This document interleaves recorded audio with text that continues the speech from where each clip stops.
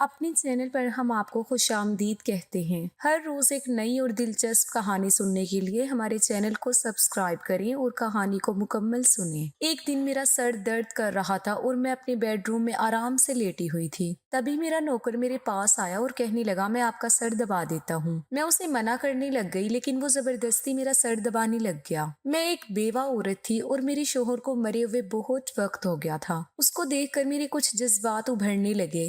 پھر وہ نوکر مجھ سے کہنے لگا میڈم جی آپ بے فکر رہیں، میں آپ کی ہر کمی کو پورا کرتا رہوں گا، آپ کو کبھی بھی کسی بھی طرح کی شکایت کا موقع نہیں دوں گا۔ بیوہ ہونے کے بعد آج میں نے پہلی بار اپنے سے کم عمر کے لڑکے کو بہانے سے اپنے بیڈ روم میں بلایا تھا۔ اس کے سامنے میں جس حالت میں بیڈ پر لیٹی ہوئی تھی مجھے بہت شرم آ رہی تھی۔ ہم دونوں کی عمر میں کافی فرق تھا لیکن آج کی یہ غلطی میں کبھی نہیں بھول سکتی تھی کیونکہ میں جس کو بچہ سمجھ رہی تھی وہ تو میری شادی میرے والد نے 17 سال کی عمر میں ہی کر دی تھی، لیکن میری بدقسمتی یہ تھی کہ میرا شوہر شادی کے 2 سال بعد ہی اچانک فوت ہو گیا تھا۔ مجھے بیوہ ہوئے اب 12 سال گزر چکے ہیں۔ میرے شوہر کے مرنے کے بعد مجھے اب تک کبھی کسی مرد میں کوئی دلچسپی محسوس نہیں ہوئی تھی۔ اپنے شوہر کی موت کے بعد ان کے کاروبار کو سنبھالنے میں اور اپنے اکلوتے بیٹے عمر کی پرورش کرنے میں ہی لگی رہی تھی۔ ان سب ذمہ داریوں کے چلتے ہوئے مجھے کبھی کسی مرد کا خیال ہی نہیں آیا تھا۔ اپنی خواہش کے بارے میں تو کبھی میں نے سوچا ہی نہیں تھا۔ انہی دنوں میں ہمارے پرانے نوکر نے اپنے گھر واپس جانے کا فیصلہ کر لیا تھا تو جس کی وجہ سے مجھے نئے نوکر کی ضرورت پڑی تھی۔ میں نے پرانے نوکر سے کہا تھا کہ مجھے کام کے لیے کوئی بھروسے کا آدمی لا دے جو آپ کی جگہ کام کر سکے۔ میرے پرانے نوکر نے ایک لڑکے کو کام پر رکھ دیا جس کا نام شفیق تھا۔ شفیق آیا تو پہلی نظر میں ہی مجھے پسند آ گیا تھا۔ شفیق کو پرانا نوکر ہی لے کر آیا تھا اس لیے وہ اسی کی جان پہچان کا کوئی لڑکا تھا۔ میں نے بھی اسے بھروسے کا آدمی سمجھ کر رکھ لیا تھا۔ وہ لڑکا واقعی بہت نیک دل لڑکا تھا۔ وہ بہت ایمانداری سے اپنا کام کرتا تھا۔ صبح سے شام کے 5 بجے تک میرے بیٹے عمر کے ساتھ آفس میں ہوتا اور رات کو کھانا کھا کر ہمارے دیے ہوئے کوارٹر میں چلا جاتا تھا۔ مجھے اس کے ساتھ لگاؤ سا ہو گیا تھا۔ میرا دیور دبئی میں کئی سالوں سے تھا۔ انہی دنوں وہ پاکستان آئے تھے۔ پاکستان آنے کے بعد انہوں نے میرے بیٹے عمر سے کہا کہ عمر بیٹا تم میرے ساتھ ہی دبئی چلو اور بزنس میں ماسٹر کر لو، میرے گھر رہو گے تو ہر طرح سے تمہارا خیال رکھا جائے گا۔ میرا ایک ہی تو بیٹا تھا، میں نہیں چاہتی تھی کہ وہ بھی مجھ سے دور ہو جائے۔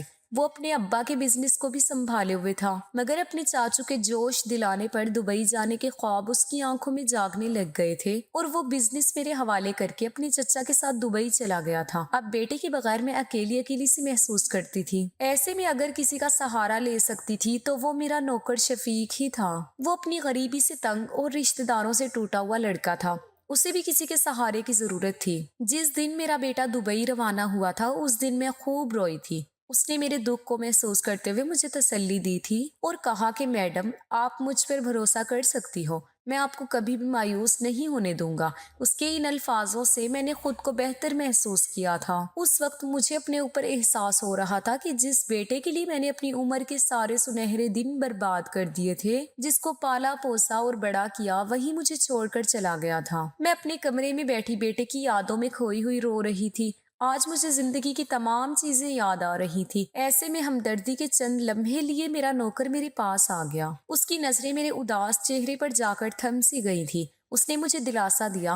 میرے بیٹے کو گئے 5 سال ہو گئے تھے۔ ان 5 سالوں کو گزرنے کے بعد اب میرا نوکر مضبوط انسان نظر آ رہا تھا۔ اس کا وہ لڑک پن اور بالغ پن اب ختم ہو چکا تھا۔ وہ ایک جوان مرد دکھائی دے رہا تھا۔ اسے دیکھ کر میرے دل میں خواہش ابھرنے لگی تھی کہ وہ میرا غم باندھ لے اور ہم خوشی خوشی جی بھر کر باتیں کریں، ایک دوسرے کی ضرورتوں کو پورا کریں۔ مگر میرے اور اس کے بیچ جو عمر کا فاصلہ تھا اس کو کم کرنا اس کے بس کی بات نہیں تھی اور نہ ہی میرے بس کی۔ اور اوپر سے وہ نوکر تھا اور میں مالکن تھی، پر میرے دل میں اس کے لیے اچھے خیال آنے لگے تھے۔ اس دن کے بعد میں ہر طرح سے اس کا خیال رکھنے لگی تھی اور وہ بھی پہلے سے زیادہ میری ہر بات ماننے لگا تھا۔ میں نے کئی بار سوچا تھا کہ اگر میں اس بے رنگ سے زندگی کو چھوڑ کر ایک بار پھر سے رنگین زندگی کے بارے میں سوچتی ہوں تو یقیناً اسی طرح کا جیون ساتھی چاہوں گی جو عورت کی عزت کرنے کے ساتھ ساتھ اس کے دل کی باتیں بھی اس کے کہے بنا ہی جان جائے۔ لیکن زندگی کے اس موڑ پر میرا جوان بیٹا میرے ساتھ تھا اور پھر میری عمر 35 سال کے پار ہو چکی تھی۔ میرے لیے اس طرح کی خواہش کرنا صرف خواب ہی تھا۔ میری اور شفیق کی عمر میں بہت فرق تھا۔ وہ میرے بیٹے کا ہم عمر تھا. اس کی عمر مشکل سے 22-23 سال کے آس پاس ہی ہوگی. اس نے میرے ہر غم میں میرا ساتھ دیا تھا. اس کی وجہ سے مجھے وہ احساس ملا تھا جو کسی بھی عورت کے لیے اس وقت درکار ہوتا ہے جب کوئی عورت اکیلی اور بغیر سہارے کی زندگی گزار رہی ہو. اس وقت کسی غیر مرد کو دیکھ کر بہک ہی جاتی ہے. مانتی ہوں دولت ایک سہارا ہوتی ہے، مگر دولت اتنا بھی مضبوط سہارا نہیں ہوتی ہے کہ اسے کسی دوسرے سہارے کی ضرورت نہ پڑے. بے شمار دولت کے چلتے ہوئے بھی اکثر کسی کے سہارے کی زندگی میں ضرورت ضرور پڑتی ہے. مجھے بھی کسی کے سہارے کی ضرورت محسوس ہو رہی تھی، اور کبھی کبھی تو دولت عورت کو بہت زیادہ گھمنڈی بنا دیتی ہے. انہی دنوں سے میرا نوکر شفیق میرا زیادہ خیال رکھ رہا تھا، اور میرے دل میں اس کے لیے وہ جذبات پیدا ہو رہے تھے جو میری عمر کی عورت کو اجازت نہیں دیتے تھے. میں تو ایک بچے کی ماں تھی اور اوپر سے بیوہ بھی ہو گئی تھی. میری زندگی جینے کی وہ ساری خواہش اور آرزو سب ادھوری ہی رہ گئی تھی. اب جبکہ آج میں اپنی ذمہ داری سے جاگی تو میرے دل کی سوئی ہوئی عورت بھی جاگ گئی تھی. میں سوچتی تھی کہ کاش میری کوئی اولاد ہی نہ ہوتی، اور کبھی سوچتی تھی کہ کیوں نہیں میں نے پھر سے اپنا گھر بسایا. اگر میں نے آج اپنا گھر بسا لیا ہوتا تو آج میرے آس پاس میرے اپنے تو ہوتے تھے. خیر جو کچھ ہو گیا تھا اس سے بدلا تو نہیں جا سکتا تھا. اب جب بھی شفیق حساب کتاب لینے میرے پاس آتا تو وہ میرے سامنے بیٹھا ہوتا تو اسے دیکھ کر میری نیت عجیب سی ہو جاتی تھی. میں کس طرح اس کو اپنی نیت بتاتی کہ میں دوبارہ سے اپنا گھر بسانا چاہتی ہوں. مجھے اب سمجھ میں آیا تھا کہ کیوں ایک بیوہ کا گھر دوبارہ بسا لینا اچھا ہوتا ہے. لوگ کہتے تھے کہ بیوہ کا دوبارہ شادی کر لینا کوئی جرم تو نہیں ہوتا ہے، اور میں ان باتوں کو اچھا نہیں مانا کرتی تھی. مجھے لوگوں سے ایسی باتیں سن کر غصہ آتا تھا.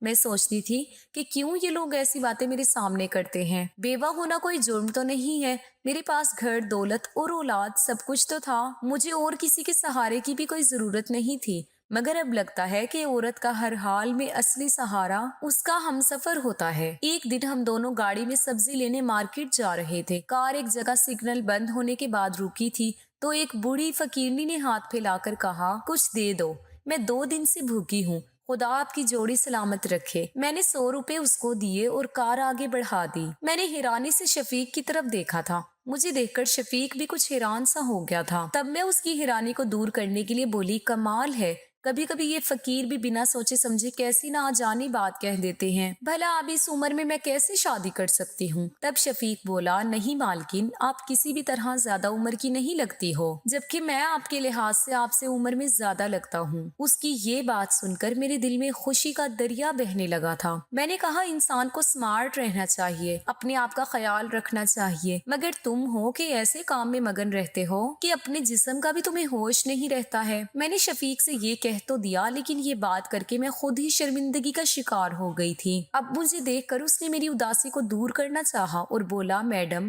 آپ واقعی اپنی عمر سے 10-15 سال کم لگتی ہیں. میں نے مسکراتے ہوئے شفیق سے کہا، بس رہنے بھی دو، تم مجھے کیوں بلا وجہ ہی غلط فہمی میں ڈال رہے ہو؟ میڈم جی میں سچی کہہ رہا ہوں. شفیق یقین دلانے کے دباؤ سے اپنی بات پر زور دے کر مجھ سے میری تعریف کرتے ہوئے کہنے لگا، میڈم آپ آج بھی بہت خوبصورت، حسین، جوان عورت لگتی ہو. آپ کی عمر کی عورتوں سے آپ کم عمر لگتی ہیں. اپنی زندگی میں کیا دیکھا ہے آپ نے تو صرف اپنے بچے کی پرورش کی اور اس کی دیکھ بھال کی فکر کرتی رہی. اب چاہیں تو آپ اب بھی اپنے حصے کی خوشیاں حاصل کر سکتی ہیں. میں نے شفیق سے کہا، شفیق یہ تم کیا کہہ رہے ہو؟ شفیق کو دیکھ کر میں ہنس پڑی اور بولی، تم پاگل ہو گئے ہو اور مجھے لگتا ہے تم مجھے بھول رہے ہو. اس نے کہا، نہیں، شاید میں اپنی اوقات سے زیادہ ہی آگے بڑھ گیا ہوں. دبے انداز میں شفیق بولا، میں آپ سے معافی مانگنا چاہتا ہوں. شاید آپ کو میری باتیں اچھی نہیں لگی ہیں. میں بغیر سوچے سمجھے کچھ زیادہ ہی کہہ گیا. میں نے شفیق سے کہا، نہیں ایسی کوئی بات نہیں ہے، لیکن تم ہی سوچو، آج کل کم عمر کی لڑکیاں گھر میں بغیر بیاہ ہی بیٹھی ہیں تو مجھ جیسی عمر دراز بیوہ سے کون شادی کرے گا؟ وہ تھوڑی دیر چپ رہا، پھر بولا، اگر آپ ناراض نہ ہوں تو ایک بات کہنے کی غلطی کروں؟ میں نے کہا، جی کہو.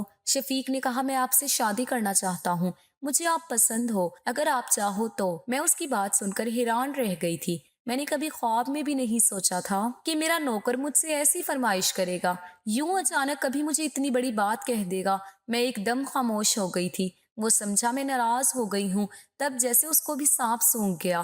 کچھ دیر خاموش رہنے کے بعد اس نے کہا مالکن جی مجھے معاف کر دیجیے، آپ سے میں یہ بات کر کے بہت شرمندہ ہوں۔ میں نے خود کو سنبھالا اور دل کی دھڑکنوں کو قابو میں کیا۔ میں ناراض نہیں ہوں شفیق، تم واقعی بہت اچھے ہو، لیکن ہماری عمر میں بہت فرق ہے۔ میں جانتی ہوں کہ تم نے مجھ سے ہمدردی کے تحت ایسی جذباتی بات کہی ہے، لیکن جذباتی فیصلوں پر ہمیشہ انسان کو پچھتانا پڑتا ہے۔ وہ مجھ سے منت کر کے سمجھانے لگا کہ یہ جذباتی فیصلہ بالکل نہیں ہے، میں نے بہت سوچ سمجھ کر یہ بات آپ سے کہی ہے۔ میری اور تمہاری عمر کا اتنا فرق ہے، اور شفیق میں اب اور بچوں کی ماں بھی نہیں بن سکتی ہوں۔ میں اس عمر سے بھی آگے نکل چکی ہوں جبکہ تمہاری عمر کے لوگ شادی کے بعد بچوں کی خواہش کرتے ہیں۔ تو شفیق بولا آپ کی تو اولاد ہے نا، عمر کو سنبھال کر رکھیں، اور میں ضروری نہیں سمجھتا کہ میری اولاد ہو۔ اچھا تم سوچ لو، میں سوچ کر جواب دوں گی۔ اور میں سخت کشمکش میں تھی۔ دل کہتا کہ اس بات کو مان لوں، اور دماغ کہتا نہیں اب وقت گزر گیا ہے، انسان اتنے بھی اچھے نہیں ہوتے ہیں، اچھے مرد بھی دھوکہ دے دیا کرتے ہیں۔ اس کے بعد کافی دن ہم دونوں چپ رہے، اور اب میں راتوں کو نہ تو صحیح سے سو سکتی تھی اور نہ ہی دن کو مجھے چین آتا تھا۔ دل بار بار شفیق کی وجہ سے بے چین ہو جاتا تھا، اور اب اس کے لیے پیار اور بڑھ گیا تھا۔ گھر میں اب کون تھا سوائے شفیق کے؟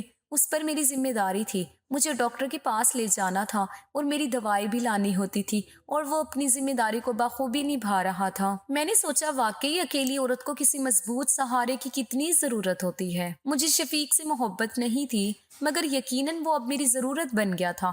اس نے اپنے صاف ستھرے جذبات سے میرے دل میں ایک ایسی جگہ بنائی تھی کہ دماغ نے اس کو نوکر کی بجائے اپنا ہم ساتھی سمجھنا شروع کر دیا تھا۔ اب میں ہر دن اس کے بارے میں سوچتی رہتی تھی، اور زیادہ سوچنے سے میرا وجود بھی اب جواب دے گیا تھا۔ سر میں درد رہنے لگا تھا، میں نے بزنس کے معاملے سے بھی ہاتھ اٹھا لیا تھا، اور اب میں نے ساری ذمہ داری شفیق کو دے دی تھی۔ ایک دن سر میں بہت تیز درد تھا، اور میں اپنے ہاتھوں سے اپنا سر دبا رہی تھی کہ شفیق عافیت سے آ گیا۔ اس کے ہاتھ میں کچھ فائلز تھی، اور وہ میرے کمرے میں آنے کی اجازت مانگ رہا تھا۔ میں نے کہا کہ یہ فائلز مجھے دکھا دو، مگر میرا سر درد سے پھٹ رہا تھا۔ وہ کرسی لے کر میرے پاس آ کر بیٹھا، اور ایک ایک کر کے فائل میری طرف رکھ دی، اور بولا کیا میں آپ کا سر دبا دوں؟ میں نے کہا نہیں، اس کی کوئی ضرورت نہیں ہے، اور فائل مت کھولو، صبح دکھا دینا۔ اسے منع کرنے کے باوجود بھی اس نے میری پیشانی پر ہاتھ رکھا۔ مجھے بہت سکون ملا تھا، حالانکہ میں نے شوہر کی موت کے بعد کبھی کسی مرد کی طرف آنکھ اٹھا کر بھی نہیں دیکھا تھا، اور عزت کی زندگی گزاری تھی۔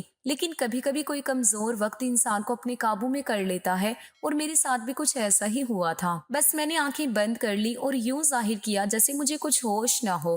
اس وقت شفیق نے بھی جان لیا کہ میں کیا سوچ رہی ہوں، اور وہ میرے کمرے سے چلا گیا اور جاتے ہوئے بولا میڈم آپ کی طبیعت ٹھیک نہیں ہے، اب آرام کر لیں، میں صبح آپ کو فائلیں چیک کروا لوں گا۔ وہ اگلے دن بھی نہیں آیا، اور اس سے اگلے دن بھی نہیں آیا۔ میں نے اس کو فون کیا تو وہ بولا آفس سے آج آپ کے پاس آ جاؤں گا۔ میں نے سوچا آپ آرام کر رہی ہیں، میں بھی یہاں مصروف ہوں، آفس میں تھوڑا کام زیادہ ہے۔ اس کا لہجہ اس قدر سخت تھا کہ مجھے لگا اب وہ میرے گھر کے کام چھوڑ کر چلا جائے گا۔ اس کو میرے ڈر اور پریشانی کا اچھی طرح سے پتا تھا۔ شام کو وہ آ گیا، مجھے کچھ فائلیں چیک کروائی، اور مجھ سے کچھ کاغذات پر دستخط کروانے تھے، میں نے وہ بھی کر دیے۔ تب اس نے کہا میڈم آپ نے میری بات کا ابھی تک جواب نہیں دیا، شاید آپ کو مجھ پر بھروسہ نہیں ہے۔ کوئی بات نہیں، ہم بھلا دیتے ہیں کہ ہمارے بیچ کوئی ایسی بات ہوئی تھی۔ آپ بھی اپنے آپ کو مضبوط رکھیں تاکہ آپ کے بزنس پر برا اثر نہ پڑے، اور بزنس پر پہلے کی طرح دلچسپی دیں۔ میرے بیٹے عمر نے کافی پیسے منگوا لیے ہیں، اب میں اور زیادہ بزنس پر دھیان دینے لگی تھی۔ میرے غم کے بادل ہٹ گئے تھے، مگر اس کا خیال دل سے نہ گیا تھا۔ نہ چاہتے ہوئے بھی میں نے کہہ دیا تھا کہ مجھے شفیق کی ضرورت ہے۔ میرے بیٹے کو اوپر والا سلامت رکھے، مگر اب وہ اپنی نئی زندگی میں گم ہو گیا تھا۔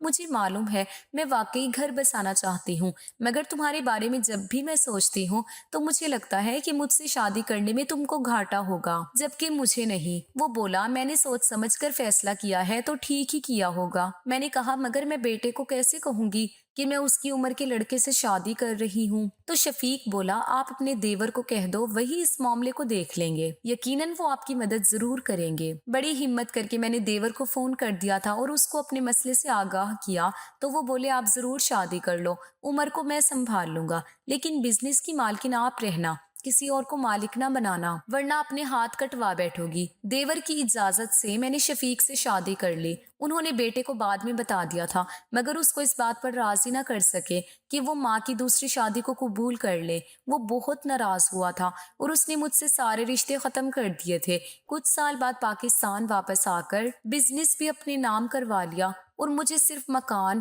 اور زیورات دے کر ساری دولت خود لے گیا۔ بیٹے کو بزنس سنبھالتے دیکھ کر میں بھی خوش تھی مگر کاش وہ مجھ سے راضی ہو جاتا تو میرے دل کو اور سکون مل جاتا۔ خیر میری دولت کا لالچ شفیق کو نہ تھا، اس کو ایک اور جگہ بہت اچھی نوکری مل گئی تھی مگر یہ قدم اٹھا کر میں نے اپنا بیٹا ضرور کھویا تھا مگر میں خود کو خوش قسمت مانتی ہوں۔ شفیق کو مجھ سے کوئی شکایت نہیں تھی، اس نے واقعی عمر کے فرق کے باوجود مجھ سے سچی محبت کی، میرا اتنا خیال رکھا کہ مجھے ذرا بھی تکلیف نہ ہونے دی، لیکن میرا دل اس کی اتنی ساری محبت پڑھ کر بھی بے سکون ہی رہا کیونکہ جس بیٹے کی خاطر میں نے جوانی کے سنہری دنوں کو قربان کر کے پروان چڑھایا تھا آج اس کو مجھ سے ملنے تک بھی منظور نہ تھا۔ آخر میرا بیٹا یہ کیوں نہیں سمجھتا کہ مجھے بھی کسی کے سہارے کی ضرورت تھی؟ کل کو وہ بھی تو شادی کر کے اپنی بیوی کے ساتھ مصروف ہو جاتا، مجھے بھی تو بڑھاپے میں میرا خیال رکھنے والا چاہیے تھا نا۔ میں آپ لوگوں سے پوچھنا چاہتی ہوں کہ میں نے شفیق سے شادی کر کے غلط کر دیا تھا؟ کیا ایک بیوہ عورت کو شادی کرنے کا حق نہیں ہے؟ کیا ایک بیوہ کو اس کی زندگی جینے کا حق نہیں ہے؟ کمنٹ کر کے ضرور بتائیے، اور اگر ابھی تک آپ لوگوں نے چینل کو سبسکرائب نہیں کیا